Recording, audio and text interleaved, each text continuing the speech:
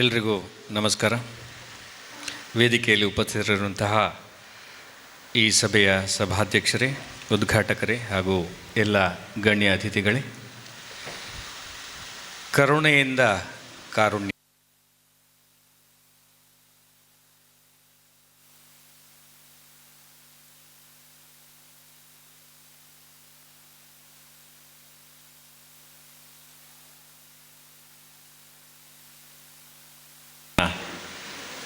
ಗ್ರಾಮಾಂತರ ಪ್ರದೇಶದ ವಿದ್ಯಾರ್ಥಿಗಳ ಒಂದಷ್ಟು ಬೇಕು ಬೇಡಗಳನ್ನು ಪೂರೈಸುತ್ತಾ ಬೆಳೆದು ಬಂದ ಹಾದಿ ಮಾತ್ರ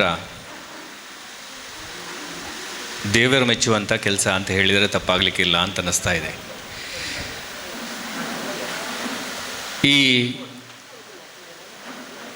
ಸಂಘಟನೆಯ ಅಧ್ಯಕ್ಷರಾದಂತಹ ಡಿಸೋಜ ತನ್ನಲ್ಲಿದ್ದು ಸಮಾಜಕ್ಕೆ ಕೊಡಲಿಕ್ಕೆ ಬಂದಂತಹ ವ್ಯಕ್ತಿ ಅಂತೂ ಅಲ್ಲ. ಆದರೆ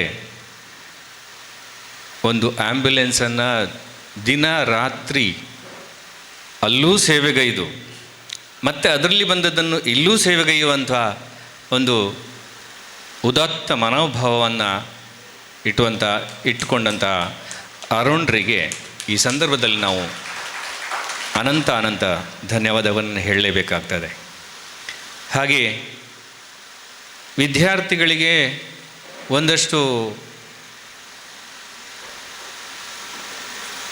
ಉಚಿತ ವಿಚಾರಗಳನ್ನು ಕೊಡುವುದು ಒಂದಾದರೆ, ನನ್ನ ಲೆಕ್ಕದಲ್ಲಿ ವಿದ್ಯಾರ್ಥಿಗಳಿಗೆ ಶಿಕ್ಷಣವನ್ನು ಕೊಡುವುದು ಉದಾತ್ತ. ಯಾಕೆಂದರೆ ವಿದ್ಯಾರ್ಥಿಗಳು ಇವತ್ತು ಯಾವುದೇ ಪರಿಸ್ಥಿತಿಯಿಂದ ಬಂದಿರ್ಬೋದು, ಅದು ಗ್ರಾಮಾಂತರ ಇರ್ಬೋದು ಅಥವಾ ನಗರ ಪ್ರದೇಶಗಳಿರ್ಬೋದು, ಎಲ್ಲರೂ ಹಣವಿದ್ಯೆ ಮಕ್ಕಳಿಗೆ ನಾವು ವಿದ್ಯಾಭ್ಯಾಸನ ಕಳಿಸ್ತಾ ಇಲ್ಲ. ಕೆಲವರು ಹಣವಿಲ್ಲದೆ ಅಥವಾ ಆಗಲೇ ನಮ್ಮ ಪ್ರಾಸ್ತಾವಿಕವಾಗಿ ನುಡಿದಂತಹ ಮಾಸ್ಟರ್ ಹೇಳಿದರು, ತನಗೆ ಊಟ ಇಲ್ಲದಿದ್ದರೆ ಸಹ ಮಕ್ಕಳು ಇವತ್ತು ಹಸಿವಿನಿಂದ ಇರಬಾರ್ದಂತ ಹೇಳುವಂಥ ಮನೋಭಾವವೇ ಇರುವಂಥ ಈ ಸಮಾಜದಲ್ಲಿ ಆ ಮಕ್ಕಳು ಇವತ್ತು ತನ್ನ ಕಾಲ ಮೇಲೆ ತಾನು ನಿಂತು ಇನ್ನೊಂದಷ್ಟು ವಿದ್ಯಾರ್ಥಿಗಳಿಗೆ ಸಹಾಯ ಮಾಡುವಂಥ ಪರಿಸ್ಥಿತಿಯನ್ನು ತಂದುಕೊಡುವಂಥ, ಆ ದತ್ತು ತೆಗೆದುಕೊಳ್ಳುವಂಥ ಈ ವಿಚಾರ ಮಾತ್ರ ಇವತ್ತು ಶೋಭೆ ತರುವಂಥ ವಿಚಾರ ಅಂತ ನಾನು ಈ ಸಂದರ್ಭದಲ್ಲಿ ಹೇಳಲಿಕ್ಕೆ ಇಚ್ಛೆಪಡ್ತಾ ಇದ್ದೇನೆ.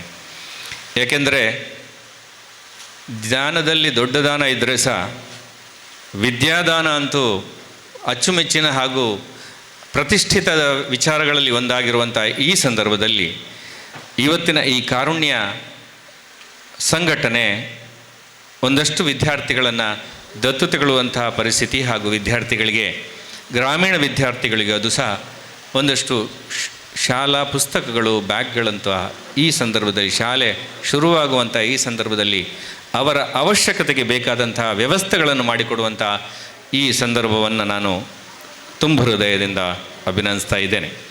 ಹಾಗೆ ಕಾರ್ಯಕ್ರಮದಲ್ಲಿ ನನ್ನನ್ನು ಆಹ್ವಾನಿಸಿ ತಮ್ಮೆದುರು ಎರಡು ಮಾತನ್ನು ಆಡಲು ಅವಕಾಶ ನೀಡಿದಂಥ ಸಂಘಟನೆಯ ಎಲ್ಲ ಪ್ರಮುಖರಿಗೆ ಧನ್ಯವಾದವನ್ನು ಹೇಳುತ್ತಾ ಎರಡು ಮಾತನ್ನು ಮುಗಿಸ್ತಾ ಇದ್ದೇನೆ. ಧನ್ಯವಾದಗಳು.